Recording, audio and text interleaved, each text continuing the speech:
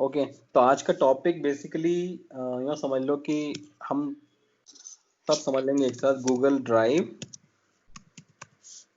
या drop box basically कैसे बनाएं, ये दोनों की एक ही बात है। और थोड़ा सा और डिटेल में जाएंगे, समझेंगे जैसे कि गूगल डॉक्स के बारे में लार्जली। तो ये हमारा एजेंडा है आज का। अच्छा, तो इम्पॉर्टेंट यूज केस आज थोड़ा सा मतलब हम लोग कोड डिजाइन पे बात करेंगे, उससे बात करने के लिए काफी कुछ है क्योंकि तो इम्पोर्टेंट यूज केस तो हमें समझ में आ रहा है। लेट्स से कि file upload and download is a very important use case के आप जैसे कि ड्रॉप बॉक्स या ड्राइव में हो तो यू क्रिएट अ फाइल और upload a file basically and then download. Second is collaborative editing,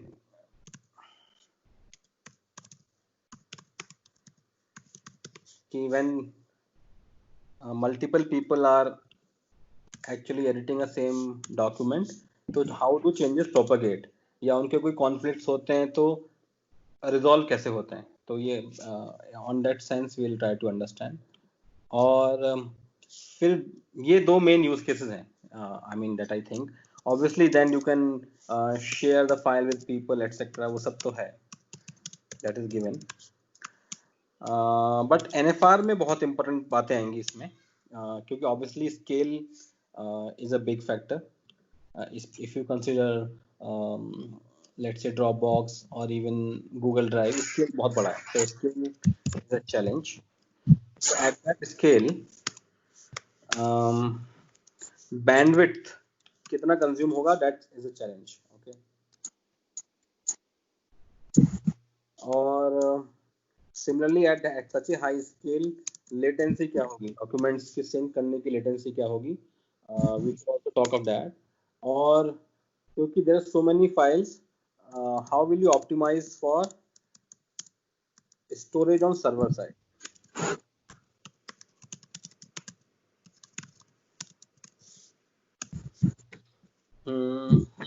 बस हम इतना ही बात करेंगे क्योंकि this itself is a big agenda on that front. ठीक है, so let's first try to understand कि basically file upload and download behaviour पे हम लोग पहले बात करेंगे। ठीक है, सो एक नॉर्मल टर्म्स में लेट्स टॉक ऑफ कि there is a client,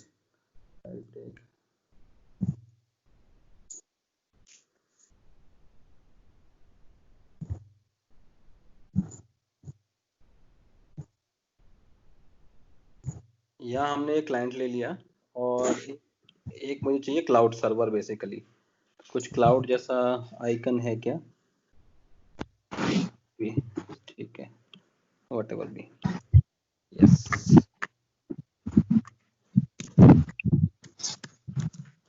suppose cloud में एक्चुअली हम स्टोरेज की बात कर रहे हैं ना, फाइल स्टोर की, suppose S3 storage we are preferring to use.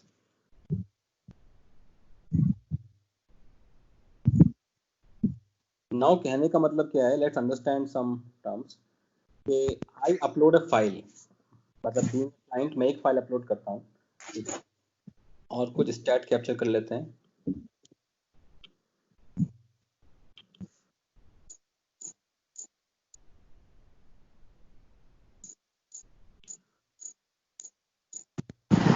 कहीं कोई म्यूट, गाइस म्यूट पे जाना, कहीं से डिस्टरबेंस थोड़ा सा आ रहा है। या सो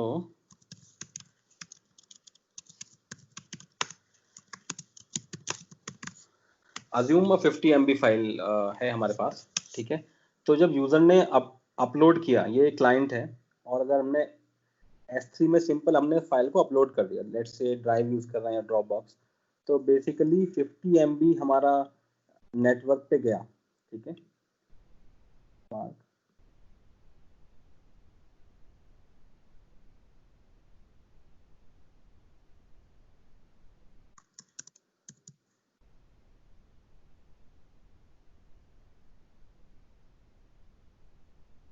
ठीक है, नाउ और क्लाउड में जाके एक फाइल क्रिएट हो गई होगी which is I call V1 version of the file, ठीक है, और क्लाउड में भी स्टोर हो गया 50 MB।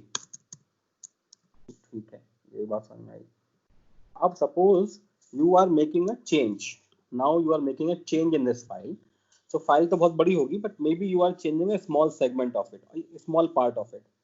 तो एक सिंपल अप्रोच पे क्या है कि हम फिर से पूरी की पूरी फाइल अपलोड कर दें। जो नॉर्मल अप्रोच दिमाग में आती है वो तो यही है कि now you update locally, you do some changes, और तो बेसिकली प्रॉब्लम क्या हुई आपकी कि again you are transmitting 50 MB file after changes. ठीक है, सो जो V1 था दैट इज 50 MB, V2 आपने भेजा नेटवर्क पे दैट अगेन इज 50 MB, तो यहाँ पे भी एक V2 वर्जन क्रिएट हो गया फाइल का which is again occupying 50 MB। तो ऐसे करके मान लो एक V3 भी होता,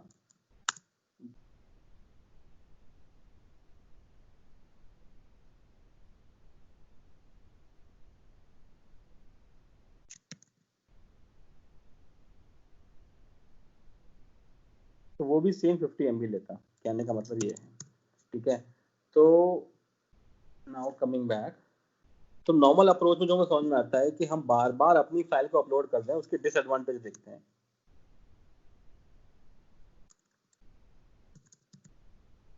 that will be the driving factor for new design. हम सीधे इसमें मेन कोर बात की बात करेंगे आज, ज़्यादा डिविएशन नहीं करेंगे सर्विसेज में। तो डिसएडवांटेज इसका ये है कि आपने अगर 3 वर्जन्स अपडेट किए और even if they are small changes, you consume 50 into 3, 150 MB bandwidth का कंजम्पशन आप कर रहे हो, पहली बात। तो ये चैलेंज हुआ कि आप बैंडविड्थ यूज कर रहे हो 150 MB even if changes are less. Second बात जो आई, that's the first problem, you consume more bandwidth. Second problem is on cloud storage,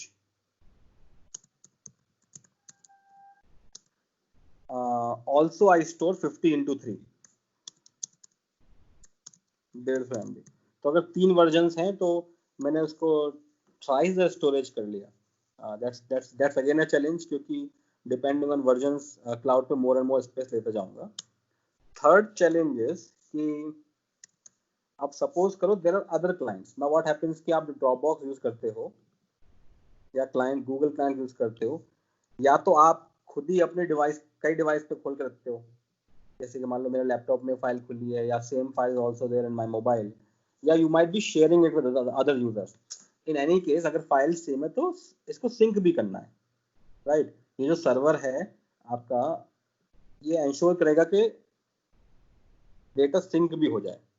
तो अगर मैंने कुछ चेंज किया है यहाँ पे इस क्लाइंट ने, तो वो चेंजेस इस क्लाइंट को प्रोपेगेट भी हो। नाउ 50 MB यहाँ से जाएगा सर्वर पे, सर्वर भी 50 MB पूरा भेजेगा। तो now if you are seeing कि इस सब प्रोसेस में लेटेंसी बहुत ज्यादा हो जाएगी।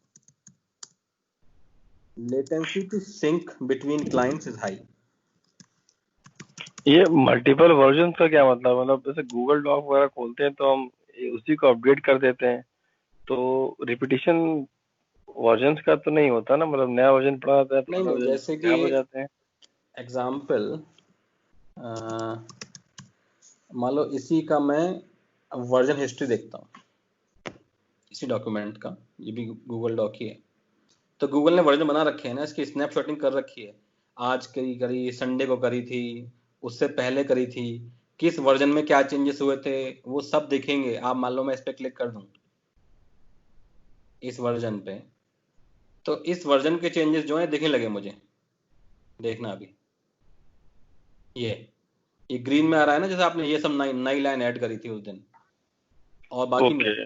तो इंटरनली वर्जन्स मेंटेन हैं, हम चाहें तो किसी पे भी I can restore my document to any version, that is possible. ठीक है, तो सारे वर्जन मेंटेन है यार, बहुत सारी स्नैपशॉटिंग होती रहती है, तो दैट इज गिवन। वो डॉक्यूमेंट रिवीजन तो मतलब एक डिफॉल्ट कैरेक्टरिस्टिक है इन सिस्टम्स का, वो तो होगा ही होगा। ओके, तो वो basically it knows, so I can restore to any version. You can write this also a use case, you should be able to restore to previous versions. Okay, तो versioning maintain तो करना एक requirement है definitely. Now the point ये है कि अब जब मैंने अगर बहुत छोटा चेंज भी किया, इवन फिर small change that I do as a client, मैं पूरा का पूरा फाइल भेज रहा हूँ इस अप्रोच में, और क्लाउड भी या जो सर्विस है बेसिकली या सर्वर है वो भी बाकी क्लाइंट्स को पूरा का पूरा डेटा भेजेगी। नाउ दिस इन्वॉल्व्स के पूरा 50 MB ये भेजे, 50 MB ये भेजे, this obviously is going to increase the latency. तो दो डॉक्यूमेंट्स के बीच में जो सिंक होगा that will be taking too much of time. तो ये तीन हमारे डिसएडवांटेजेस हैं अगर फाइल को मैं हर स्मॉल चेंज पे एज ए ब्लॉक अपडेट करता हूं तो ये हमारा हो गया मोटिवेशन कि डेफिनेटली ये अप्रोच तो हमारी वर्क नहीं करने जा रही, where I treat my file as a unit. तो फाइल को जब भी मैं एज ए यूनिट ट्रीट करूंगा तो मुझे वो एडवांटेजेस नहीं मिलेंगे जो मुझे चाहिए। Okay, now coming back to second point. तो अब हम क्या करने जा रहे हैं? अब हम ये करने जा रहे हैं, बहुत सिंपल सी बात है, अब हमें आइडिया क्लियर हो गया, ठीक है। And once idea is clear, अभी चीजें जो होंगी, ऑल्दो टर्म्स तुम्हें न्यू सुनाई पड़ेंगे थोड़े से, लेकिन सोचो आइडिया वही रहेगा, तुम भी यही करते कि ये जो पूरी फाइल है, सपोज करो ये है 50 MB की, इसे मैं if I treat it as a unit, मुझे नेटवर्क पे 50 MB भेजना पड़ेगा। बट व्हाट इफ मैं ये कर दूं, जब भी कोई चीज बड़ी होती है ना गाइज, उसको एफिशिएंट ट्रीट करने का एक ही तरीका है, चंक्स में तोड़ दो। ये हमने यही बात हमने देखी थी अपने वीडियोस के केस में भी, कि हम वीडियोस को चंक में तोड़ रहे थे, क्योंकि पूरा पूरा वीडियो एक साथ भेजना तो फिर तो कुछ काम नहीं बन पाएगा ना। So basically I take that kind of approach where हमने ये कहा ये सब चंक्स बन गए। Now I create the chunks of the file, और सपोज मैंने एक क्राइटेरिया ले लिया कि आई हैव 1 MB चंक्स, ठीक है। So which means 50 MB file will have 50 chunks. Okay, ये अप्रोच से हम आगे बढ़ के समझते हैं कि आखिर हम कहना क्या चाह रहे हैं, ठीक है। Then only things will become clear, ठीक है। Let's move. मैं एक अपना एक तो मैं आप समझते हैं इस बात को कि अब सपोज करो आपने जो यहाँ पे हम बात कर रहे थे, इस डायग्राम की बात कर रहे थे, आपने एक छोटा सा अपडेट किया और मे बी आपने 2 चंक अपडेट किए इस फाइल में, ठीक है। तो इसका मतलब कि what goes on the network now, पहली कॉल 50 MB की हो गई, उसकी बात नहीं कर रहे, वो तो एक बार डॉक्यूमेंट स्टोर हो गया उसका first version. But subsequent updates में हमने जो बात की, तो दिस डायग्राम विल चेंज। तो इस डायग्राम को हम लेते हैं, यहाँ दोबारा पेस्ट करते हैं और 2 चंक्स की बात करते हैं कि 2 चंक गए तो क्या हुआ। पहली बार 50 MB गया, I am not bothered about it, ठीक है। लेकिन दूसरी बार जब 2 चंक अपडेट हुए तो केवल हमने वही 2 चंक भेजे अपडेट करके, 2 MB डेटा भेजा, क्योंकि एक चंक 1 MB का था। सो अब V2 में बेसिकली 2 चंक्स अपडेट हुए तो only 2 MB data is going on the network, पहला एडवांटेज। और इवन उसको जब स्टोर करना है क्लाउड को, तो वो भी उस चंक को स्टोर करेगा, उस चंक को अपडेट करेगा। So what do I mean is कि पूरी फाइल जो V1 थी उसको एज 50 MB स्टोर ना करके वो V1 की फाइल को ही पहले स्टोर करता। कैसे? Let's see. ये V1 जो था उसमें there were how many chunks, 1 MB के 50 चंक थे। So it will store that information as 50 chunks, कि 50 चंक्स है, ये उनका सीक्वेंस है या ये उनका ऑर्डर है एक्सेट्रा। और V2 में it will just store the updated chunk, कौन सा चंक अपडेट हुआ है उसका version. Let's say I update chunk 29 and 30, तो केवल V2 जो बनाएगा इंटरनली वो 29 और 30 चंक का वर्जन अपडेट करके रख लेगा बस। तो सर्वर साइड पे भी अगर मैं देखूं तो सब्सिक्वेंट वर्जन, मान लो नेक्स्ट चंक V3 में एक ही चंक था तो 1 MB ही जाएगा। तो now if I see after 3 version, if I compare earlier approach में, ओके, अर्लियर अप्रोच जो थी हमारी पहली वाली, उसमें 3 वर्जन्स के बाद क्लाउड स्टोरेज हमारा रिक्वायर्ड था 50x3, यानी करीब 150 MB। बट न्यू अप्रोच में हमने देखा कि इट इज 50 + 2 + 1, बस 53 MB। बहुत बड़ा सेविंग हो गया। अगर हम चंक में बात करते हैं तो it's a big saving on cloud, number 1।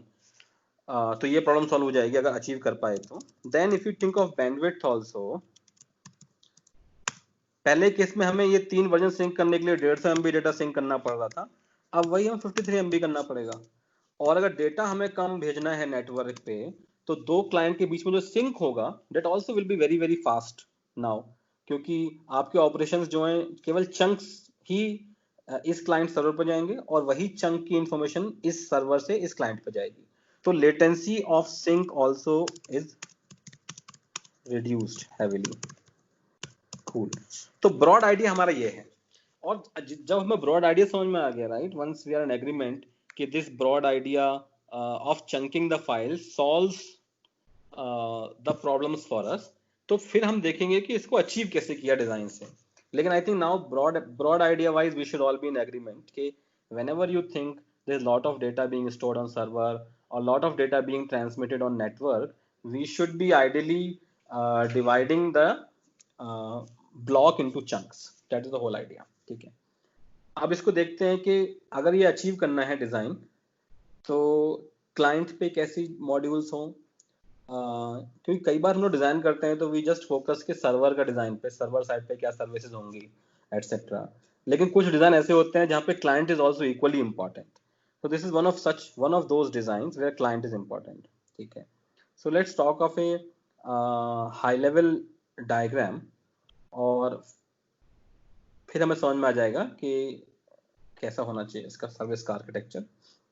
ठीक है, let's see, let us assume कि ये हमारा क्लाइंट है। ठीक है, this whole box is client. तो मैं यहाँ पे क्लाइंट को बेसिकली हम रिप्रेजेंट कर रहे हैं इससे, so which normally we used to call just like this happy face। अभी क्लाइंट का रिप्रेजेंटेशन ऐसा करना पड़ेगा क्योंकि क्लाइंट के पास 4 बहुत बड़े बड़े मॉड्यूल्स हैं। ठीक है, जिसमें नाम से ही समझ में आ जाएंगे आधी चीजें। चंकर, सो कूल। पहला मॉड्यूल है चंकर।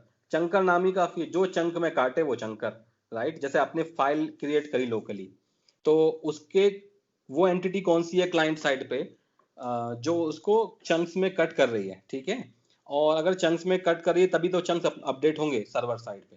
ठीक है, so we want to actually have a module on the client side which is able to chunk the file. ठीक है, ये एक पहला रहा।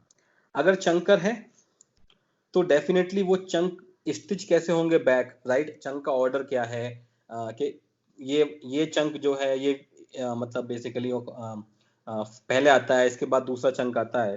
सो you need to have a internal meta data DB. Meta data DB, meta data basically वही है कि कौन से चंक जो है किस ऑर्डर में आ रहा है etcetera, as simple as that.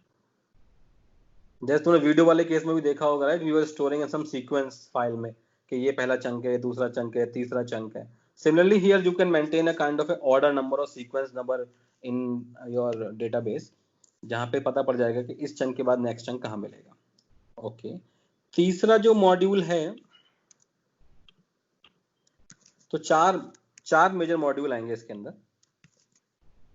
Client side के इम्प्लीमेंटेशन पे। तो यहाँ क्लाइंट इंपॉर्टेंट है, please remember. They are indexer, और चौथा है वॉचर। तो will define them all now. ठीक है, क्योंकि ये समझ के रखो कि ये जो क्लाइंट्स है ना, ऐसे कई सारे क्लाइंट होंगे। अगर मैंने बेसिकली ये इंफॉर्मेशन शेयर कर रखी है फाइल 3 और लोगों से, तो they also want that change. So हर एक, मान लो यहाँ पे मल्टीपल क्लाइंट्स हैं, all have the same information, same kind of information. So assume करो क्या फ्लो में अगर हम जाएं तो क्या होगा कि यहां से इंफॉर्मेशन जाएगी, इस क्लाइंट से हम कुछ इंफॉर्मेशन भेजेंगे कि भैया ये इसने चेंज किया फाइल में। ठीक है, अब वो चेंज प्रोपेगेट भी तो होना है back to these clients. You want this change propagated back to these clients. तो पहले ये चेंज सर्वर पर जाए, फिर सर्वर बाकी जो क्लाइंट्स कनेक्टेड है, यानी कि आपने जिन जिन जिन लोगों से उस फाइल को शेयर किया है, या आपके मल्टीपल डिवाइस पे यदि वो फाइल है, in all those cases the changes should go back to those clients. ठीक है, सो वो पार्ट कैसे होगा, जब तक ये वॉचर या इंडेक्सर नहीं होंगे। तो हमें इस बात पे बहुत ध्यान देना पड़ेगा कि क्या हमारा वॉचर करेगा और क्या हमारा इंडेक्सर करेगा। ठीक है, सो रेस्पॉन्सिबिलिटी अगर हम डिफाइन करें यहाँ पे, तो मैं इस डायग्राम को बाद में कंप्लीट करता हूँ और पहले इनकी रेस्पॉन्सिबिलिटी दे देता हूँ। तो नाम तो काफ़ी है, इसका तो कोई डिस्क्रिप्शन चाहिए नहीं I think. Internal meta data dB, इसके पास चंक्स की इंफॉर्मेशन होगी, उनके सीक्वेंस की इंफॉर्मेशन होगी, वो किस फाइल के चंक हैं इसकी इंफॉर्मेशन होगी, वो फाइल किस फोल्डर में है उसकी इंफॉर्मेशन होगी, एटसेट्रा। ऐसी इंफॉर्मेशन होगी, कौन सा फोल्डर, कौन सी फाइल, कौन सा चंक और क्या उस चंक का सीक्वेंस है, so that the chunks can be stitch together to form the file again. वो इंफॉर्मेशन होनी चाहिए। अच्छा, दूसरी बात करते हैं। दूसरा मॉड्यूल बहुत आसान है, चंकर, तो नाम ही काफी है कि चंक्स द फाइल। इसका काम ही है कि फाइल को चंक में तोड़े वो। ठीक है, और इसे कह सकते हो एक तरह से स्प्लिट और मर्ज, कि इसे यही पता है चंकर मॉड्यूल को कि स्प्लिट कैसे करते हैं, और इसी को ये पता है कि अगर उनको मर्ज करना है तो भी इसी की रिस्पॉन्सिबिलिटी है, दोनों। तो स्प्लिट और merge is is responsibility. Now if we talk of watcher, watcher बहुत आसान है। वॉचर मतलब क्या है भाई? वॉचर जो वॉच कर रहा हो या लिसन कर रहा हो, तो किन चीज को लिसन करेगा? तो basically there should be a module, जैसे मैंने कहा ना इस क्लाइंट के लिए, ये इस क्लाइंट के पास भी वो कुछ तो होना, इसने कोई अपडेट नहीं किया लेकिन still it should get the updated changes, so there should be some watcher. ठीक है, तो वॉचर इज लिसनिंग टू और listens to changes done by synchronization service,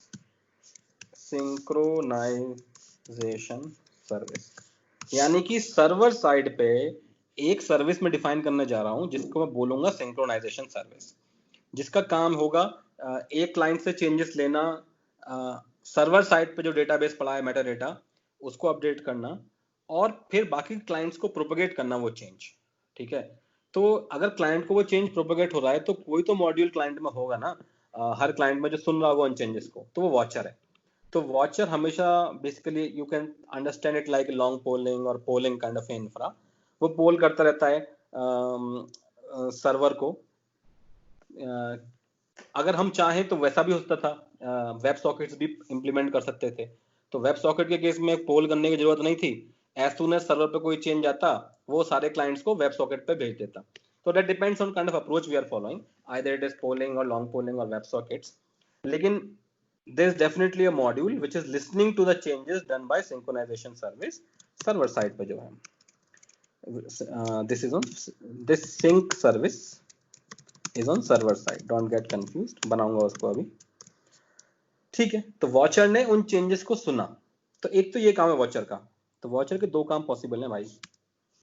watcher listens to, और क्लैरिफाई कर देता हूँ, रिमोट चेंजेस, यानी कि जो बाहर उससे बाहर जो चेंज हो रहे हैं रिमोटली सर्वर साइड पे, उनको सुनता है पहले। ठीक है, और दूसरा काम ये भी करेगा कि मॉनिटर्स लोकल चेंजेस जो आपने लोकली चेंज किए, और उनको बताएगा बेसिकली उनको, ताकि वो प्रोपेगेट हो। ठीक है, तो लोकल चेंजेस से मॉनिटर करता है और रिमोट चेंजेस से मॉनिटर करता है। तो बहुत सिंपल टर्म्स में कहें तो monitors both local and remote changes. अच्छा, तो मॉनिटर करने के बाद क्या करता है? वो मॉनिटर किया और नोटिफाई इंडेक्सर। ठीक है, तो उसका काम बस इतना ही है कि वॉचर चाहे लोकल चेंजेस हो उनको सुनेगा, कि मैंने अपने लैपटॉप पे कुछ अपडेट के डॉक्यूमेंट को, तो उनको वॉचर सुनेगा और इंडेक्सर को नोटिफाई करेगा, फिर काम इंडेक्सर करेगा। या सर्वर साइड पे कोई चेंज हुआ तब भी वॉचर सुनेगा और फिर इंडेक्सर को नोटिफाई करेगा। तो इंडेक्सर वो ही एंटिटी है जो वॉचर के बेसिकली इवेंट्स को प्रोसेस करता है। तो process events received from watcher. Okay, ना वॉचर से दो टाइप की इवेंट हो सकते हैं। पहला इवेंट तो कैसा है भाई, कि सिंक्रोनाइजेशन सर्विस ने कोई अपडेट भेजा, वैसे इवेंट्स, एक्सटर्नल इवेंट्स। दूसरा क्या है, लोकली कोई चेंज हुआ और वो चेंज हमें सर्वर को वापस भेजना है। बस दो ही तरह के चेंज है, या तो सर्वर का चेंज लोकली लाओगे या लोकल चेंज सर्वर पे ले जाओगे, ठीक है। तो वो दोनों काम हमारे इंडेक्सर करेगा। तो या तो वो करेगा update internal meta data dB etcetera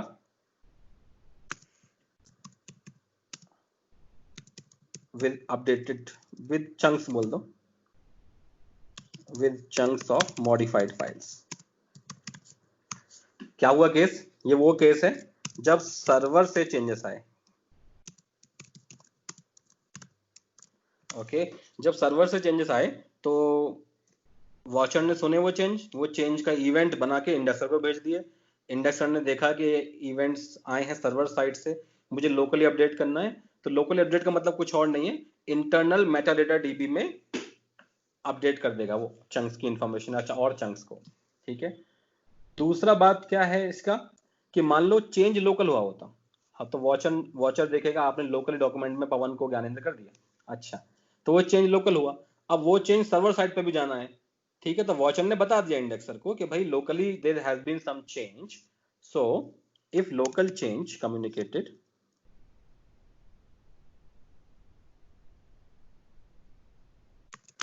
if local change indexer communicates back with synchronization service,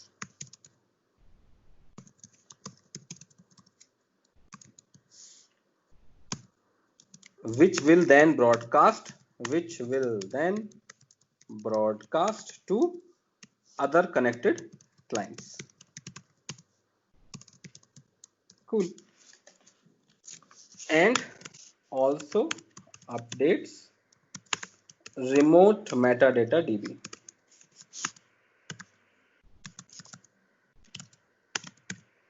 Cool. तो हमने ये समझे मॉड्यूल्स, अब हम इसको ऐसे समझते हैं। पहले इस डायग्राम कंप्लीट कर देता हूं, then things will be clear to you. अच्छा, तो हुआ क्या यहाँ पे कि ऐसे बहुत सारे चेंजेस हो रहे होंगे guys, like there will multiple client, thousands of clients जो अपने चेंजेस भेज रहे होंगे। तो उन चेंजेस को सिंक में प्रोसेस करना तो बहुत ट्रबलिंग हो जाएगा, बहुत बड़ा इंफ्रा चाहिएगा उसके लिए। तो ऑब्वियसली जब चेंजेस बहुत सारे होंगे तो आप अप्रोच करोगे कि I should use some kind of a queue, ऐसा। तो ये यहाँ पे एक, ये समझ लो कि this is like a global request Q, global Q है जिस पे रिक्वेस्ट आ रहे हैं। या ऐसे में अभी के लिए क्या करता हूं ना, इसे बॉक्स को बाद में खोलूंगा, अभी I will call this as a block messaging service, बस और कुछ नहीं बोलता मैं इसको अभी।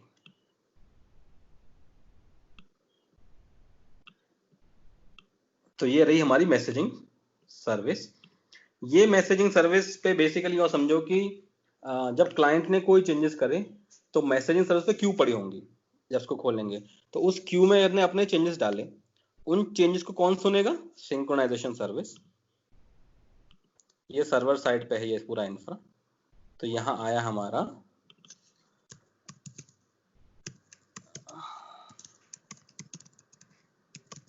सिंक्रोनाइजेशन सर्विस, ठीक है। तो सिंक्रोनाइजेशन सर्विस जो है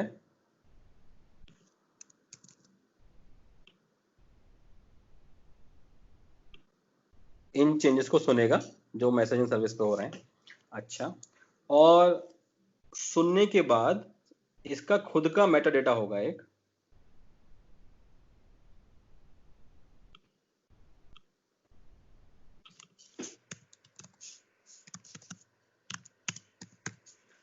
तो सिंक्रोनाइजेशन सर्विस अपडेट करेगा उस चीज को।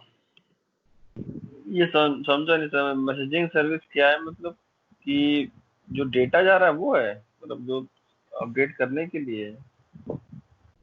ठीक है, तो ऐसा करता हूँ नीचे मैसेजिंग सर्विस को खोल देता हूँ, कैसे दिखता है तभी तभी क्लियर हो जाएगा। So what I will do is, यहाँ नहीं खोलता, अगले अगले पेज पे खोलता हूँ उसको, ठीक है। तो पहले हम लोग मैसेजिंग सर्विस खोल लेते हैं कि how does a messaging service look like, तो उससे हमारे को थोड़ी सी तो क्लैरिटी आई जाएगी, ठीक है। सो लेट अस से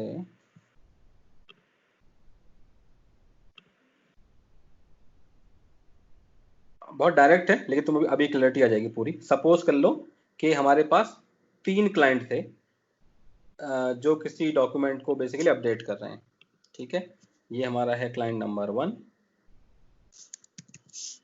ये हमारा है क्लाइंट नंबर 2, ये हमारा है क्लाइंट नंबर 3, और ये हमने डब्बा बनाया है जो अभी तक बात कर रहे थे मैसेजिंग सर्विस का, ठीक है, जिसके पीछे सिंक्रोनाइजेशन सर्विस है यहाँ पे। तो यहाँ हमारी सिंक्रोनाइजेशन सर्विस है। तो मैसेजिंग सर्विस को अगर खोलें तो मैसेजिंग सर्विस इस केस में पर्टिकुलर कैसे दिखेगी, हम उसको पूरा कर लेते हैं। तो यहाँ पे एक होगी हमारी रिक्वेस्ट क्यू, वो एक ही काफी है, ठीक है। और अगर 3 क्लाइंट हैं या आपका डॉक्यूमेंट 3 डिवाइस पे भी खुलता है इन दैट केस, तो आपको जितने क्लाइंट हैं उतनी ही रेस्पॉन्स क्यू चाहिए। उसका रीजन बताता हूं मैं। तो अगर ये हमारा केस है तो इस केस में हमारे पास रेस्पॉन्स क्यू जो होंगी वो 3 होंगी, हर एक क्लाइंट करस्पॉन्डिंग एक रेस्पॉन्स क्यू, दूसरी रेस्पॉन्स क्यू और तीसरी रेस्पॉन्स क्यू। सो ये सारे के सारे क्लाइंट अपनी इंफॉर्मेशन तो भेजेंगे इस पे रिक्वेस्ट क्यू पे, और यहां से इंफॉर्मेशन चली जाएगी बेसिकली सिंक्रोनाइजेशन सर्विस पे। आइडली देखूं तो इससे जो इंफॉर्मेशन आ रही है वो रिक्वेस्ट क्यू से आ रही है।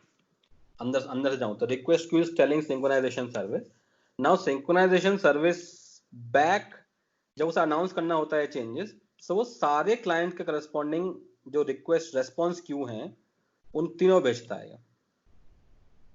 और ये रेस्पॉन्स क्यू इस क्लाइंट के लिए है, ये रेस्पॉन्स क्यू इस क्लाइंट के लिए है, ये रेस्पॉन्स क्यू इस क्लाइंट के लिए है। नाउ रीजन व्हाई हम क्यों कह रहे हैं कि हर एक क्लाइंट के लिए सेपरेट रेस्पॉन्स क्यू हो, क्योंकि हर एक क्लाइंट हर समय लाइव ही नहीं है। भाई मान लो मैंने कोई डॉक्यूमेंट में चेंजेस करे, अब दिव्यांग सिंह भी उस डॉक्यूमेंट के सब्सक्राइबर हैं, तो दिव्यांग सिंह अगर ऑनलाइन नहीं है, यदि मैं कोई एपीआई भेजूंगा उन्हें, एपीआई कॉल करूंगा उनके साइड पे कि भाई अब ऑनलाइन ही नहीं है तो वेब सॉकेट नहीं बनेगा, पहली बात तो वो भी पॉइंट कट गया।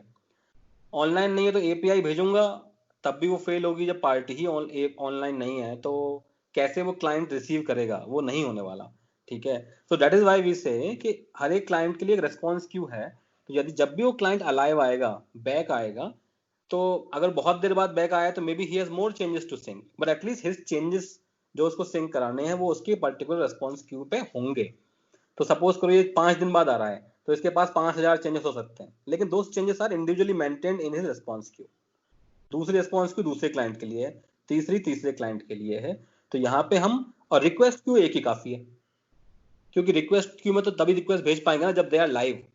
when they are live then only they will send request, or they have done some remote changes and when they come online they are sending all the changes। तो उनका जो मॉड्यूल होगा client वाला वो इसी same request Q में सारे डालता चला जाएगा रिक्वेस्ट। वो रिक्वेस्ट सिंक्रोनाइज सर्विस से पहुंचेंगी, सिंक्रोनाइजेशन सर्विस अपना डेटाबेस अपडेट करेगा और उन चेंजेस को सबकी रेस्पॉन्स क्यू पर डाल देगा and then they will sync back. ये रेस्पॉन्स की वॉचर से लिंक होंगे मतलब फिर ना? ये जो इंफ्रा है पूरा ये तो सर्वर साइड है। थोड़ा और खोल देता हूँ इस डॉक्यूमेंट को। ये इसमें तो बिल्कुल कंफ्यूज नहीं करो कि कलरिंग है कुछ। ये सर्वर है, ये सब सर्वर है, ये क्लाइंट है। बहुत बड़ी बाउंड्री है इनके बीच में। लो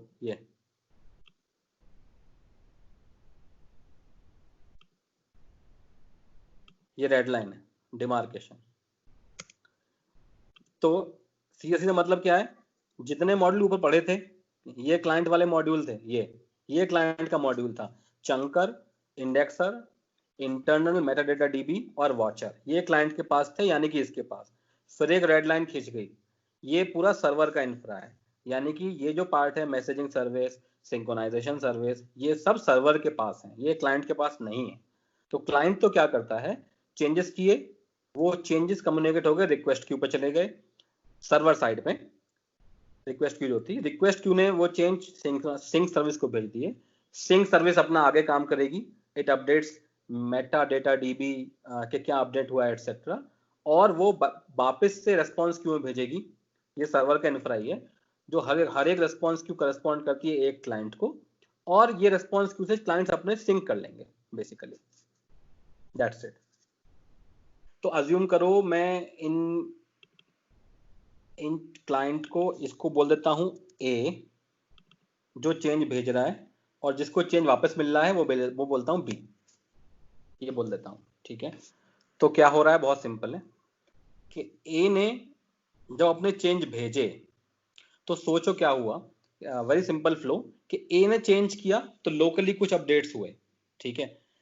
लोकली मैंने अपनी फाइल में अपडेट किए, तो चाहे लोकल चेंजेस हो या रिमोट चेंजेस हो, सुनता हमेशा कौन है हमारा, बेसिकली वॉचर। तो वॉचर ने देखा कि आपने कुछ लोकल चेंज करे हैं, ठीक है। तो वो लोकल चेंज की बात उसने इंडेक्सर को कम्युनिकेट कर दी कि भैया कुछ लोकल चेंज हुए हैं, कुछ ऐसे इवेंट जनरेट हो रहे हैं locally, now take care. Indexer जो है उन इवेंट को प्रोसेस करेगा, उसने देखा कि लोकल इवेंट्स हैं, तो obviously local events have to be synced back to the synchronization service या सर्वर साइड पे। तो जो हमारा इंडेक्सर है वो communicates back with the synchronization service, वो कम्युनिकेट बैक करता है, और कम्युनिकेट बैक करने का जरिया क्या है, मैसेजिंग सर्विस के द्वारा, ठीक है। तो जो हमारा क्लाइंट ए है वो रिक्वेस्ट क्यू पे अपनी रिक्वेस्ट डाल देता है, और कौन कंपोनेंट डालता है वहां पे, वॉचर ने बताया और इंडेक्सर ने डाला, इंडेक्सर ने डाल दिया रिक्वेस्ट क्यू पे, सिंक्रोनाइजेशन सर्विस ने रीड किया ये सब। अब सिंक्रोनाइजेशन सर्विस अपना इंटरनल मेटा डेटा जो है सर्वर साइड पे भी ऑब्वियसली मेंटेन रहेगा, server has to have its own reliability mechanism, तो वो अपना डेटा अपडेट करेगी कि कौन सा चंक अपडेट हुआ, क्या इंफॉर्मेशन अपडेट हुई, एटसेट्रा। देन सिंक्रोनाइजेशन सर्विस का सेकंड रिस्पॉन्सिबिलिटी क्या था कि वो चेंजेस को प्रोपेगेट बैक करे क्लाइंट पे, तो वो डाल देगा अपने रेस्पॉन्स क्यू पे। अब इस रेस्पॉन्स क्यू पे चेंजेस हुए, नाउ सपोज मुझे क्लाइंट बी को अपडेट करना था, तो क्लाइंट बी का जो हमारा वॉचर प्रोसेस था, अब उसने ऑब्जर्व किया कि कुछ चेंजेस रिमोटली हुए हैं। Now when there are remote changes, it again tells to indexer, hey take care, now there are events for remote changes. तो क्लाइंट बी पे जब उसे मिले रिमोट चेंजेस, उसने ये कहा कि भाई सर्वर से कोई नए चेंजेस आए हैं, अब अपना इंटरनल मेटा डेटा डेटाबेस या चंक की इंफॉर्मेशन जो भी कुछ है उसे अपडेट कर दो, ये this is the right time to update, that's the whole flow. अभी ठीक है? हाँ, समझ गए। ग्रेट, बढ़िया। तो if I try to complete server side, now भी server side, client side is complete now, client पे इसके अलावा कोई रिस्पॉन्सिबिलिटी नहीं है, इंडेक्सर, चंकर, इंटरनल डीबी और वॉचर। सर्वर साइड पे कंप्लीट करना पड़ेगा, obviously there is messaging service which I explain to you in depth. एक है सिंक्रोनाइजेशन सर्विस, उसके पास अपना मेटा डेटा डीबी होता है। अब यहाँ पे अगर मेटा डेटा की बात करें तो इसके पास बहुत सारा इंफॉर्मेशन है, क्योंकि it has to keep track of user also कि विच यूजर डिड दैट, ये भी चाहिए उसको। देन कौन से डॉक्यूमेंट की बात है, उसके कौन से चंक की बात है, वो कब मॉडिफाई हुआ, उसका क्या वर्जन था, etcetera, everything it has to store.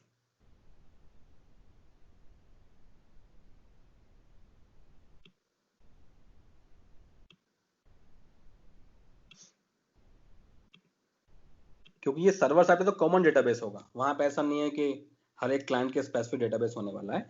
और मेटा डेटा डीबी जब भी यूज करते हैं उसमें कंसिस्टेंसी की बहुत बात है, तो इसीलिए मेटा डेटा डेटाबेस के लिए normally people always have been using MySQL, ठीक है। एक तो बहुत ज्यादा इंफॉर्मेशन नहीं है उसमें, केवल यू नो अबाउट ये यूजर ने ये फाइल अपडेट की, एक्चुअल फाइल कंटेंट नहीं है। तो एक्चुअल फाइल कंटेंट तो यहाँ स्टोर हो भी नहीं रहा। आपको अच्छे से याद होगा when we discuss YouTube design कि YouTube में भी जो चंक्स थे, those chunks were actually stored in S3, तो डेफिनेटली वो पार्ट तो यहाँ भी आएगा ही आएगा। तो which means कि like messaging service, यहाँ पे एक सर्विस और होगी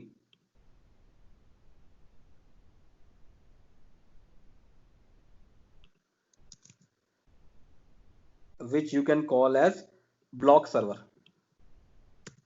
ब्लॉक सर्वर या कंटेंट सर्वर बोल दो, जिसका मात्र इतना काम होगा कि वो चेंजेस को ले जाके S3 में डाले। मतलब जो फाइल आ रही हैं, जो चंक्स हैं, तो चंक्स की जो चंक्स स्टिच कैसे होंगे कि एक फाइल के 10 चंक हैं, उनका क्या सीक्वेंस है वो तो मेटा डेटा में होगा, और चंक की क्या लोकेशन है। लेकिन जो चंक की लोकेशन होगी वो एक्चुअल जो चंक की जो वैल्यूज होंगी वो जैसे यूट्यूब में होती थी, सिमिलरली यहाँ पे भी सीडीएन में होगा। So you can make simple cloud, ये बना दो यहाँ पे। ये अपना S3 है अमेजोन का, ये हमारा ऑब्जेक्ट सर्वर या फाइल सर्वर की तरह काम करेगा। So now basically there is also a block server which will send the changes to S3। तो कुछ अगर खोलें थोड़ा सा और इस स्ट्रक्चर को खोलें तो हमें ऐसा मिलेगा कुछ कि सपोज करो एक फाइल आई training.doc नाम की फाइल आई, training.doc फाइल आई, उसके हमारे पास 10 चंक थे, ठीक है। तो कुछ ऐसा इंफॉर्मेशन होगा कि अब हर एक चंक जो इसका मैं थोड़ा सा डिटेल में जाने वाला हूं मैं अभी, कि हर एक चंक को जो यूनिक आइडेंटिफाई करता है वो है चंक का एक चेकसम। तो हर एक चंक से आप चेकसम जनरेट करते हो, क्योंकि ये ऑप्टिमाइजेशन को बिल्कुल नेक्स्ट लेवल पे ले जाएगा आपका जो ऑप्टिमाइजेशन है, ठीक है। सो चंक आइडेंटिफाई होता है चंक चेकसम से, हर एक चंक का चेकसम यूनिक होगा अगर उसमें कोई चेंज नहीं है मान कर चलो। तो चंक का चेकसम हुआ, ये चंक किस डॉक्यूमेंट का है उसकी आईडी आपको पता होनी चाहिए, ठीक है। इस चंक की क्या लोकेशन है, ये लोकेशन कहाँ होगी, ऑब्वियसली S3 पे, ताकि आपको S3 से पता पड़ जाए कि भैया यहाँ से ये चंक है और किस यूजर ने अपडेट किया, या ये कौन सा वर्जन था, या इसका किस टाइम पे अपडेट हुआ, ये सारी इंफॉर्मेशन होगी मेटा डेटा डेटाबेस के पास, यह समझ लो आप। तो विच मीन्स कि अगर ये हमारा केस था,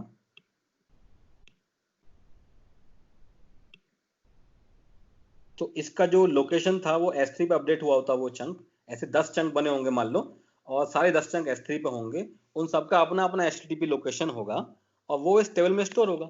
ये तो चंक बस बताएगा। और एक बात और भूल गए कि चंक का सीक्वेंस क्या है, तो वहां लिखेगा साफ साफ कि इस डॉक्यूमेंट में सीक्वेंस नंबर 1 इस चंक को करस्पॉन्ड करता है, सीक्वेंस नंबर 2 इसको करस्पॉन्ड करता है, सीक्वेंस नंबर 3 इसको करस्पॉन्ड करता है, ताकि ये और सेम इंफॉर्मेशन लगभग लगभग यहाँ होगी इस मेटा डेटा डेटाबेस में। तो इस इंफॉर्मेशन को यूज करके it will be able to stitch back the chunks. Now it knows the chunks, it has the chunks, it also knows about the sequence of chunks, so it's very easy for chunker to merge back। जैसे उसने split किया वो मर्ज back करके आपको एक view दिखाएगा, view भी आप देख सकते हो मतलब एज ए होल डॉक्यूमेंट नहीं रखेंगे, नहीं चंक करेंगे लेकिन एज ए होल ही रखेंगे पूरा वहाँ पे। ना ना ना लॉजिकली भी इसका मतलब वो सेपरेटेड रहेंगे वहाँ पे S3 में, बस सीक्वेंस एकदम डाल देंगे और उसको कोलेट कर लेंगे बाद में सीक्वेंस अकॉर्डिंग। एकदम बिल्कुल जैसे वीडियो स्टोर कर रहे थे ना चंक्स में, सेम डॉक्यूमेंट भी चंक्स में स्टोर होता है। हाँ, फ्रेम वाइज कर रहे थे जो। हाँ मतलब फ्रेम क्या, उसे भी चंक ही बोलो, फ्रेम क्या, वो भी चंक था, मतलब कुछ कुछ छोटे छोटे ड्यूरेशन का चंक था, वीडियो चंक थे। सिमिलरली यहाँ पे अपने चंक होंगे, उनका स्टिच बैक की इंफॉर्मेशन होगी एटसेट्रा। तो इससे भी और बड़े लेवल का हम एडवांटेज लेने जा रहे हैं, लेकिन एटलीस्ट इतना पार्ट क्लियर हो गया होगा तुमको। तो सम पीपल कैन से कि रेस्पॉन्सिबिलिटी वाइज, जैसे ब्लॉक सर्वर तो करता है उसको चंक, एक्चुअल चंक को S3 में प्लेस करता है और एक URL रिटर्न करता है, और यहाँ पे you can actually maintain Meta data service या मेटा डेटा सर्वर जो कि ये इसको अपडेट करेगा, ये मान सकते हो। इसकी रिस्पॉन्सिबिलिटी ये है कि इट डिपेंड्स, आप चाहो तो वो रिस्पॉन्सिबिलिटी सिंक सर्विस को दे दो या सेपरेट रख लो, लेकिन finally there should be someone who should be able to put this information back to meta data DB। ये हमारा लार्ज लेवल पे सर्वर साइड का आर्किटेक्चर है, ये हमारा क्लाइंट साइड का आर्किटेक्चर है। So this design is very unique, क्योंकि यहाँ पे आपको सर्वर और क्लाइंट दोनों की रेस्पॉन्सिबिलिटी डिस्कस करनी पड़ती है बस। अरे ब्लॉक सर्वर क्या कर रहा था, ब्लॉक का डेटा डाल रहा था उसमें, जो एक्चुअल भाई S3 पे जो डेटा डाल रहा है, जो एक्चुअल चंक डाल रहा है वो, हाँ हाँ ठीक है ना। तो सपोज करो चंकर जो चंकिंग कर रहा है वो चंकिंग करने के बाद ब्लॉक सर्वर उसको S3 में डाल रहा है। हाँ तो ऐसा है क्या? करेक्ट, विच मीन्स सिंपल, थोड़ा सा और डिटेल में जा सकते हैं कि यदि हमारा ये हमारा क्लाउड है बड़ा सा, ठीक है, तो उस फाइल के चंक बने थे, एक चंक, ये इसका C1 चंक था, ठीक है, ये उसका C2 चंक था,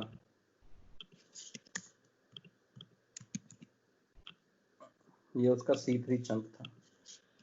तो S3 पे क्या होता है भैया, आप एक फाइल अपलोड करते हो, उसके करस्पॉन्डिंग आपको एक यूआरएल मिल जाता है बस, ठीक है ना, बस यही तो इन्फॉर्मेशन है, या उसका मतलब स्टोरेज लोकेशन क्या है। तो आप एक्चुअल चंक, जो एक्चुअल कंटेंट पड़े हैं फाइल के, ये ऐसे कुछ लिखा होगा, ये सब S3 में ही होगा, ये इन्फॉर्मेशन किसी के पास नहीं है। मेटा डेटा के पास तो इतनी इन्फॉर्मेशन है कि वो ये कहेगा कि भैया C1 चंक डॉक्यूमेंट 1 का पार्ट है, और इसका ये सीक्वेंस नंबर है 1, और इसकी लोकेशन है ये S3 पे, और ये डॉक्यूमेंट किस यूजर ने किया है वो ऐसे उसकी बात नहीं कर रहा मैं। फिर वो कहेगा ये C2 चंक है, इसी डॉक्यूमेंट का है, जिसकी सीक्वेंस नंबर है 2, और इसका लोकेशन जो है S3 पे वो ये है, ऐसे। तो उसके पास केवल ये पता है कि ये चंक यहाँ है, लेकिन यहाँ पे क्या लोकेशन है वो स्टोरेज जो है वो S3 के पास है। On server if we have chunk with similar hash even from other user, को मैं बोल्ड करना चाहूंगा, तो we don't need to create another copy.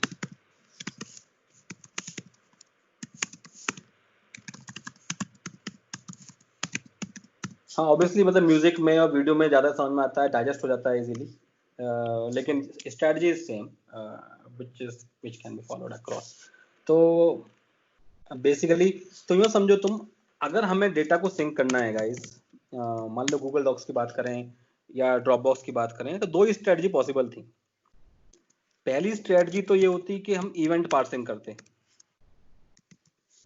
अच्छा, इवेंट पार्सिंग का मतलब क्या है कि जब मैंने अपने डॉक्यूमेंट में कुछ लिखा तो मुझे वो एज ए इवेंट जाए। जब मैं लिखूं इस पे डेटा, तो डेटा एज ए इवेंट जाए उस पे, मतलब उसको ये पता पड़े कि डेटा मैंने इस पोजीशन पे इंसर्ट किया है एटसेट्रा, वो इवेंट पार्सिंग हो गई। तो मोस्टली लाइक कैरेक्टर और स्ट्रिंग वाइज। अच्छा, इवेंट पार्सिंग हुई। दूसरा बात ये हुई कि हम डिफ को सिंक करें। तो यो मान लो कि अभी तक जो हम अप्रोच डिस्कस कर रहे थे largely that was a diff sync, कि भैया डिफरेंस हमें पता है किस चंक में डिफरेंस है, और हम केवल उस डिफ को भेजें जो हम जैसे हम करते हैं ना गिट डिफ में तुम्हें यही तो मिलता है कि सर्वर पे ये चेंज था और लोकली आपने ये चेंज किया है, तो यू गेट अ गिट डिफ। तो सिमिलर टू गिट डिफ ये वही काम कर रहा है कि you have a diff and then you communicate that diff only to server. Git diff भी यही करता है, ठीक है, पूरी फाइल भेजने का आवश्यकता क्या है, तो you send a diff across. So what we discussed now was a diff sync strategy, which many of such players who want to sync in between online people accessing same document follow. ये हमारा approach रहा diff sync का। अब लेकिन सोचें, अब सवाल ये है कि गूगल डॉक क्या करता है, क्या वो इवेंट पार्सिंग करता है या वो डिफ सिंक करता है। तो इसमें देखो कुछ चीजें ऐसी होती हैं कि हमें डॉक्यूमेंट पढ़ने की जरूरत ही नहीं है, like we don't need to go to Google, क्योंकि ये तो क्लाइंट साइड स्ट्रेटजी थी। तो क्लाइंट साइड स्ट्रेटजी थी तो क्लाइंट को देख के हम पता लगा लेंगे गूगल क्या कर रहा है, ठीक है। तो लेट्स सी, इस डॉक्यूमेंट में ले लेते हैं, और मैंने डॉक्यूमेंट शेयर कर रखा है खुद से, खुद के दूसरे अकाउंट से, एंड वील ट्राई टू सी क्या होता क्या है, जस्ट फॉर एन आइडिया। सो फिर हम गूगल का डिजाइन डिस्कस करेंगे डॉक्स का। एक स्ट्रेटजी ये हो गई, और दूसरी स्ट्रेटजी, तो लेट्स गो टू नेटवर्क, इसका नेटवर्क,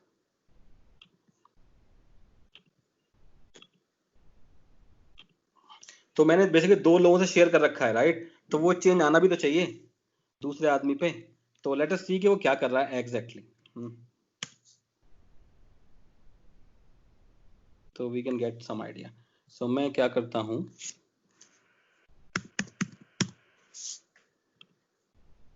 वो जॉली मैंने वहां लिखा, यहां आया,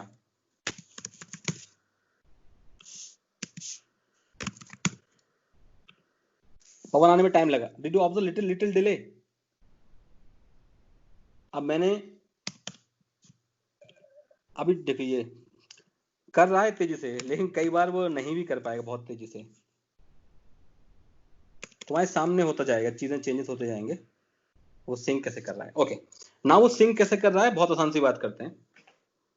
तो सेव नाम की कॉल फिल्टर कर लेता हूं इसमें से। पहले तो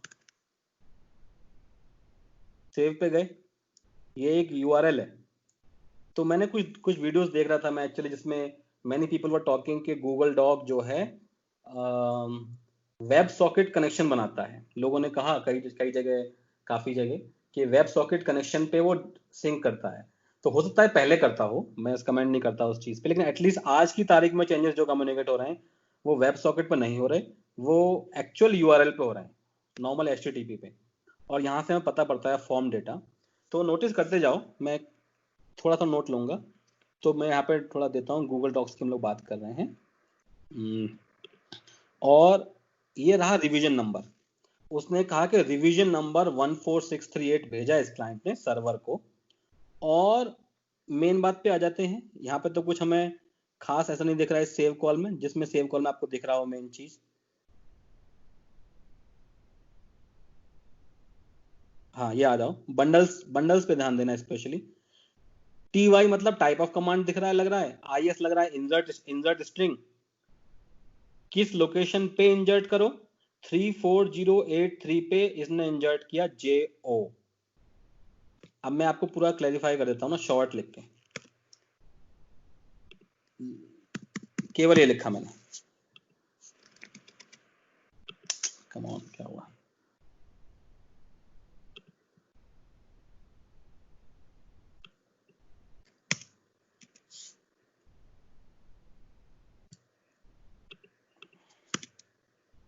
तो मैं इसको सब रब करके, ये तो लिखने भी नहीं दे रहा है, क्या हो गया है इसमें? कुछ तो इशू है, जस्ट अ मिनट।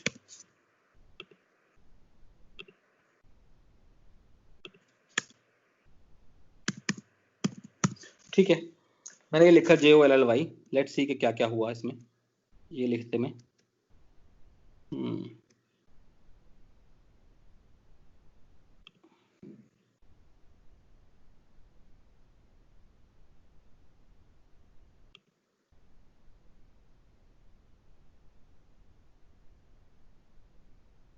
कूल। यहाँ पे ध्यान दो, मेरे लिखते टाइम में इसने बंडल्स में एक कमांड भेजा, insert IS insert at this position. 34082 बोल रहा है इसको, 34082 पे इंसर्ट करो स्ट्रिंग। स्ट्रिंग की वैल्यू क्या है? JO। तो मेरे लिखते टाइम भी उसने कुछ खास वेट नहीं किया, उसने JO भेज दिया। यानी कि उस पास पहला पैकेट पहुंच गया कि इंसर्ट कमांड हुई है JO। यानी कि इसके बाद LLY बाद में इंसर्ट हुआ होगा ऑब्वियसली, जो उसने तो भेज रहा है तेजी से बंडल रूप में। नेक्स्ट कमांड अगर मैं देखूं तो JO हो चुका था। अच्छा, अब इसने कहा, और वो देखो बिल्कुल क्लियर हो गया यहीं से कि 34082 पोजीशन पे JO था।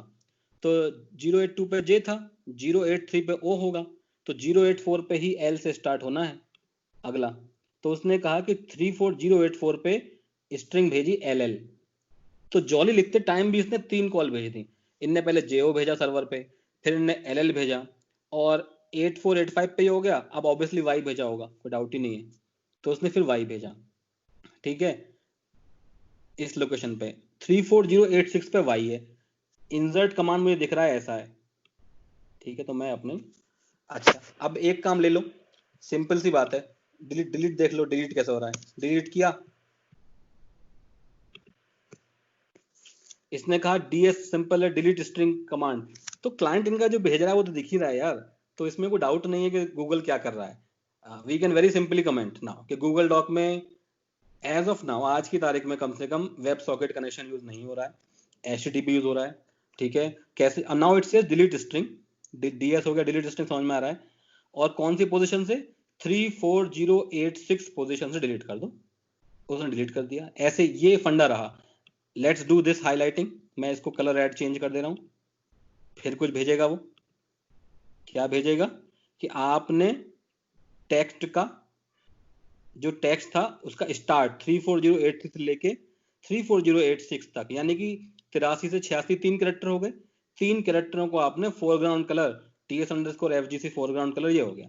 हमें साफ दिख रहा है यार इनकी स्ट्रेटजी कि ये इन्होंने सारे आपस में एक कॉन्ट्रैक्ट डिफाइन कर रखे हैं अपने क्लाइंट और सर्वर के बीच में, और ये एक दूसरे को ऐसे भेजते हैं बस। अच्छा, तो ये सारे चेंजेस वहां सिंक भी हो रहे होंगे, हो गए सिंक। सिंक ऑब्वियसली सेव नहीं होगा, सेव नहीं होगा तो बाइंड होगा। तो बाइंड में कहीं ना कहीं ये भेज रहे होंगे कि इस पोजीशन पे ये कर दो, उस पोजीशन पे वो कर दो, वो सब चीजें होंगी। That's it. तो हमें बस उस दिशा में हमको चीजों को समझना है यार कि ये लोग कैसे कर तो रहे हैं। इतनी फ्रीक्वेंटली रिक्वेस्ट भेज रहे हैं तो मतलब वेब सर्वर भी बड़े ज्यादा ही स्ट्रांग मतलब होंगे कि हाँ इतना यार, तो अभी समझो मतलब ना ये कि तो तभी तो मतलब उन्हें मुझे क्यों मुझे चाहिए। तो मुझे तो याद है वेब सॉकेट बनाने का मेन कारण यही था कि हम फ्रीक्वेंटली डेटा भेज रहे हैं और इतना ज्यादा कनेक्शन बनाएंगे, एस्टैब्लिश करेंगे और फिर भेजेंगे तो टाइम लगेगा। वेब हाँ सॉकेट्स रहेंगे वो परसिस्टेंट कनेक्शन रहेंगे तो जल्दी भेजते रहेंगे, तो ये उसका एडवांटेज था।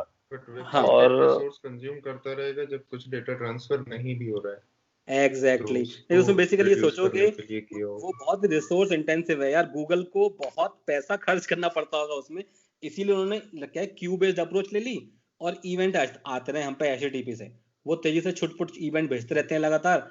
तो उनको ये शायद कॉस्ट इफेक्टिव पड़ रहा होगा यार, eight there scale of billions of users. I think इतने सारे सर्वर चाहिए होते हैं उनको वेब सॉकेट कनेक्शन बनाने के लिए, जो शायद उनके लिए कॉस्ट इफेक्टिव नहीं होगा। शायद कभी डिजाइन वेब सॉकेट हो भी, तभी काफी लोगों ने ब्लॉग पे बोला, लेकिन जब मैंने चेक किया तो दिख ही नहीं रहा वेब सॉकेट, और साफ पता पड़ रहा है कि क्या हो रहा है। तो वेब सॉकेट में कुछ और दिखता है ना, HTTP से कुछ और दिखता है ना, याद नहीं मुझे, कुछ और शायद आप दिखाए थे। हाँ, वेब सॉकेट में साफ तो साफ वो WSS करके आता है, तब अच्छा अच्छा और वो ओके। साफ दिखता है उसमें, तो बिल्कुल क्लियर दिखता है कि कैसे कम्युनिकेशन हो रहा है। तो हम्म तो वो भी पॉइंट्स हैं सारे के सारे।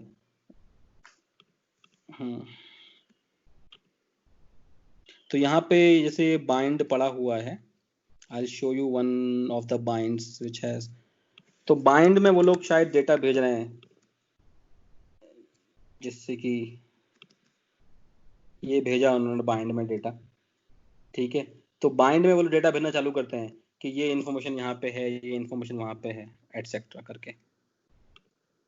तो एग्जैक्टली जब देखोगे एक जगह तुम्हें दिख जाएगा उसने ये इन्फॉर्मेशन भेजी कि फोरग्राउंड कलर चेंज हुआ है, हमने चेंज किया था ना, तो वो इन्फॉर्मेशन उसने यहाँ भेज दी, और कहाँ से कहाँ चेंज हुआ है वो भी भेज दी। तो ये लोग आपस में भेज रहे हैं information, there is no doubt about it, that's it.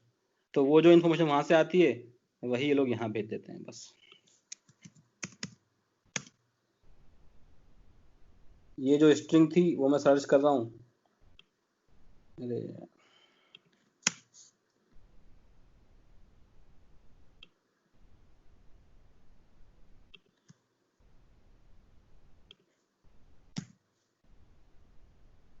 ठीक है, मतलब ये स्ट्रिंग का स्टार्ट स्टॉप हमें सब मिल जाएगा इनफैक्ट, वो सारी चीजें कैसे कम्युनिकेट हो रही हैं, वी कैन सी दैट। अभी थोड़ा सा एक ऑब्जर्व करते हो, मैं एक यूज केस डिस्कस करूंगा जहाँ पे ये ट्रिकी हो जाएगा इसके लिए, ठीक है। और एक मैंने एक सैंपल बनाया है, let me just try that out. तो लेट्स सी।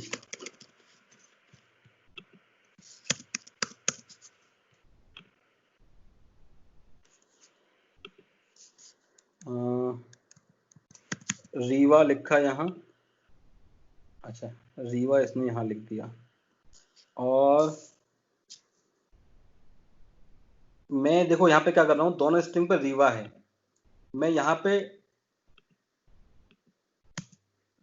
टी लिखता हूँ तो ये टी आया, मतलब अब वो जल्दी से करना पड़ेगा, मैं अप्रोच समझाऊंगा तुम्हें कभी क्या है वो डिले। अभी तो मेरा नेटवर्क वास्तव में अच्छा है तो बहुत तेजी से दिख रहा है सब कुछ।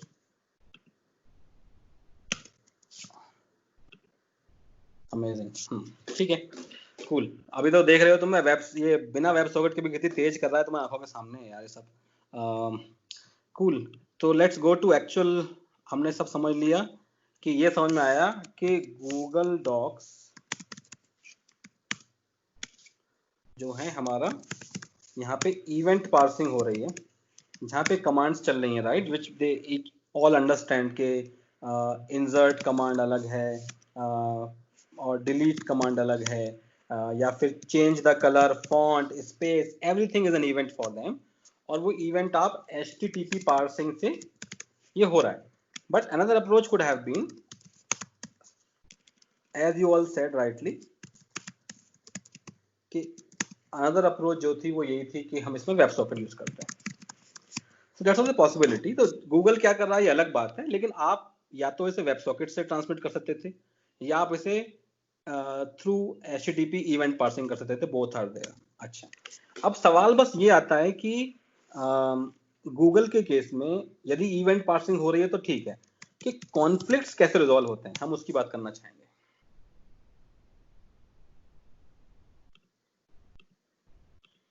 ओके, एग्जाम्पल तौर पे ले लो कि ये शायद समझा जाए कैसे. पहले प्रॉब्लम समझते हैं. प्रॉब्लम क्या है? This is the last discussion in our topic today.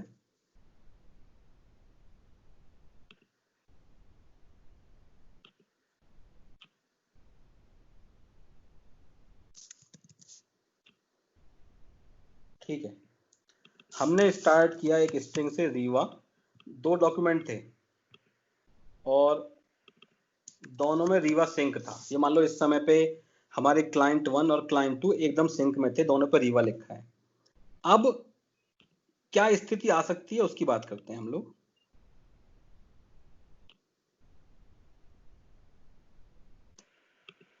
तो स्थिति क्लियर ये है कि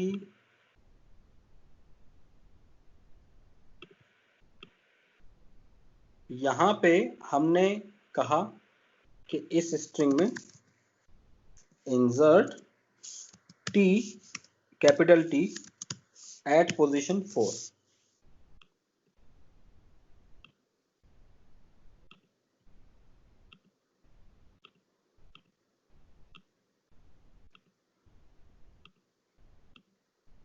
ठीक है, कूल. तो सिंपल सी बात है, यदि हम capital T at position 4 insert करने जा रहे हैं तो ये क्या कर देगा, 0 R है मान लो, 1 2 3 R, ये स्ट्रिंग बनेगी रेवार्ड. ठीक है, इसी पॉइंट पे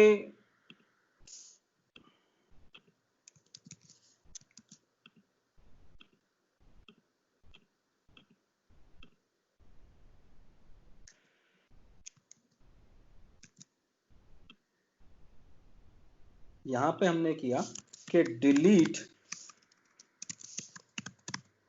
हम डिलीट करना चाह रहे हैं इस स्ट्रिंग से. एक्चुअली तो डिलीट में पोजीशन मतलब कैरेक्टर बताने की जरूरत नहीं है, पोजीशन काफी है, लेकिन मैं एक एम्बिग्यूटी दिखाने के लिए कैरेक्टर लिख ले रहा हूं कि मैं कह रहा हूं delete A at position 3. Otherwise तो पोजीशन 3 डिलीट यही बोलते हैं हम लोग बस. तो ठीक है, तो हमने कहा as of now delete A at position 3, 0 1 2 3. तो इससे जो स्ट्रिंग बनी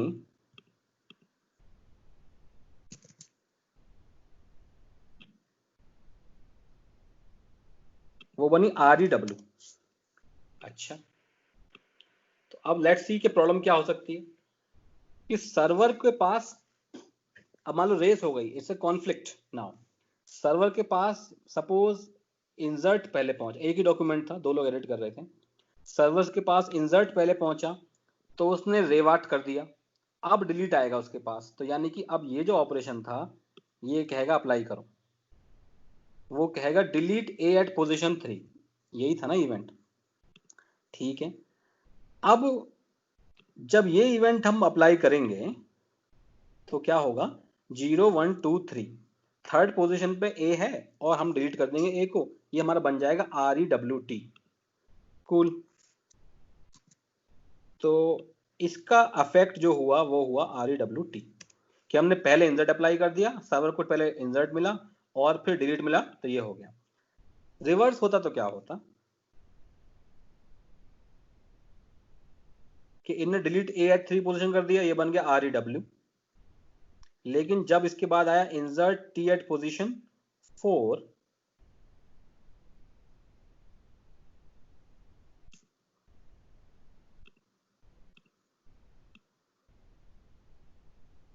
तो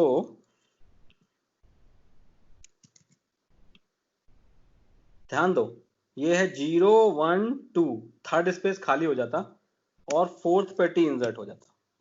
इन दोनों में अंतर है। REWT where W and T are attached together और REW स्पेस T दो भिन्न भिन्न बिल्कुल एक दूसरे से डिफरेंट स्ट्रिंग है, एक की लेंथ 4 है, एक की लेंथ 5 है। तो ये हमारा कॉन्फ्लिक्ट क्रिएट हो गया कि यदि हम इस चीज को फॉलो करें तो ऐसे केस आ सकते हैं कि जब इवेंट पार्सिंग में कि जब साइमल्टेनियस एडिट्स हो रहे हैं, now we actually get confused. This is more like a merge conflict जो हमें गिट में भी मिलता है कई बार, ऐसा नहीं है। तो जहां भी कहीं मतलब आप साइमल्टेनियस एडिट कर रहे हो तो there are chances of conflicts. तो अभी क्या सिस्टम क्या करेगा? Now it does not ask people to resolve this conflict. तो गूगल अपने आप में एक ऑप्टिमाइजेशन करता है, ठीक है, वही हमें जानना बहुत जरूरी है। And I will describe it. उसको वो बोलता है operational transformation, OT, operational transformation. तो उसमें क्या है कि अगर आप देख रहे हो तो गूगल को हर पॉइंट पे रिवीजन जा रहे थे, हर चीज में रिवीजन जा रहे थे इसके पास। जब भी आप कभी सेव कॉल्स देखते हो ना,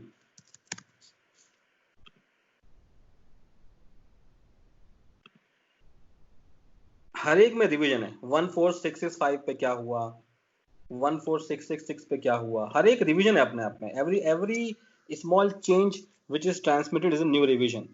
तो Google knows all revisions, Google knows all revisions from all people. Basically सारे लोगों से इसको पता है रिवीजन्स का, ठीक है।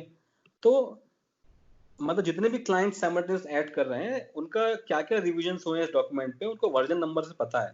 So basically Google is able to figure out कि मैं जो मान लो अगर डिलीट हुआ है कुछ और फिर इंसर्ट हुआ है, तो जो ऑर्डरिंग उसके पास आ रही है ना, उससे वो अपना आइडिया लगाता है और इंसर्ट T4 को वो समझता है कि डिलीट हुआ है अभी एक, तो इंसर्ट T4 को वो म्यूटेट करता है।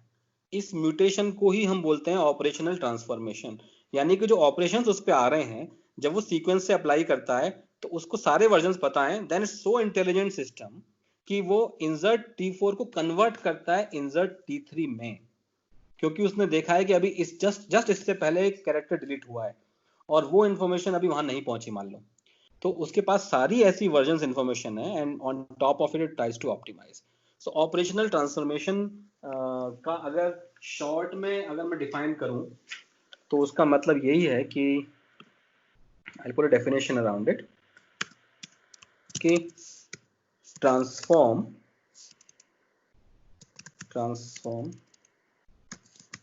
कर दो ईच पर्सन्स म्यूटेशन मतलब इवेंट्स को ट्रांसफर करो बेस्ड, उसका क्राइटेरिया क्या है, बेस्ड ऑन इट्स रिवीजन, उसके रिवीजन के बेस पे, and revision from other collaborators, revision from other collaborators. तो हर एक पर्सन की म्यूटेशन को हम चेंज करें उसके रिवीजन के बेस पे और रिवीजन फ्रॉम अदर कोलैबोरेटर्स के बेस पे। तो इस केस में जब ये आएगा ना, तो जो हमारा बनना है insert T4 will actually change to insert T3। Insert T4 will be applied as insert T3 और फिर ये दोनों स्टेट मर्ज करेंगी। तो REWT यहाँ से भी और REWT यहाँ से भी। तो दैट्स द होल थिंग कि normally when things go right, but एक ऐसा केस आ सकता था जहाँ पे कॉन्फ्लिक्ट होते, तो Google knows how to resolve those conflicts. तो अब ये डिसएडवांटेज मानते हैं कुछ लोग, एडवांटेज मानते हैं कि यहाँ पे कुछ प्रॉब्लम भी हो सकती है। तो in that case you own it, मतलब आपको डॉक्यूमेंट है आप करेक्ट करो उसको, अगर ऐसा कुछ है तो। गूगल अपना बेस्ट एफर्ट लगा के, ऑपरेशनल ट्रांसफॉर्मेशन लगा के वो तो आपको एक रिजल्ट दे देगा। Obviously you always have chances to go back to revisions and version history. तो और रिविजन स्टोर करने के लिए आपको अच्छे से पता है कि मैंने एक डेटाबेस डिस्कस किया था जैसे गूगल बिग टेबल, वहीं बताया था कि गूगल डॉक्स भी यूज़ कर लेता है इसको। तो गूगल बिग टेबल में वर्जन सपोर्टेड थे इफ़ यू ऑल रिमेंबर, और हम उसका भी यूज़ कर सकते थे यहाँ पे। और चाहते तो अगर हम देखना चाहते हैं सीरीज ऑफ स्मॉल चेंजेस, तो इवन टाइम सीरीज डेटाबेस का भी एक यूज केस ये बन सकता है कुछ लोग बात करते हैं कि टाइम सीरीज डेटाबेस भी इसमें यूज हो सकता है। तो बोथ आर पॉसिबल, लेकिन गूगल का तो आई थिंक काफी समय तक तो गूगल बिग टेबल कुछ डॉक्यूमेंट्स मिल रहा है साफ साफ for storing the different versions etcetera. ठीक है, सो लार्जली तो मुझे यही समझ में आ रहा है इस सर्विस में, जो हमें समझना चाहिए वो यही है। यस, तो वी अंडरस्टूड सर्विस वाइज कैसे ऑप्टिमाइज हो रहा है, चंकिंग कैसे हो रहा है, क्लाइंट साइड क्या मॉड्यूल्स हैं। तो फाइल अपलोड डाउनलोड इजी हो जाता है इससे, कोलैब एडिटिंग हो जाएगी। Share in the file people में कोई खास बात नहीं है यार, जिनसे शेयर किया है उनका डॉक्यूमेंट के अगेंस्ट में या तो वाइट कॉलम स्टोर में या माई सीक्वल के रो कॉलम फॉर्मेट में आप स्टोर कर दो बस, किन से शेयर किया है, उन पे कैसे कैसे एक्सेस प्रिविलेजेस हैं, किसी को एडिट होगा किसी को व्यू होगा, उस बेस पे वो अलाउ करेगा एडिटिंग या ओनली व्यू अलाउ करेगा। Since versions are stored obviously you can fetch any version. Bandwidth की प्रॉब्लम सॉल्व हो जाती है हमारी, now we are transmitting in form of chunks जाने लेटेंसी भी कम हो जाती है। We have already optimized for storage on server side. Now we don't like across the chunks from different users also. हम कह रहे हैं कि अगर deduplication logic ने पाया तो हम उसे दोबारा स्टोर ना करके existing chunk का रेफरेंस दे देंगे। I think we have covered everything.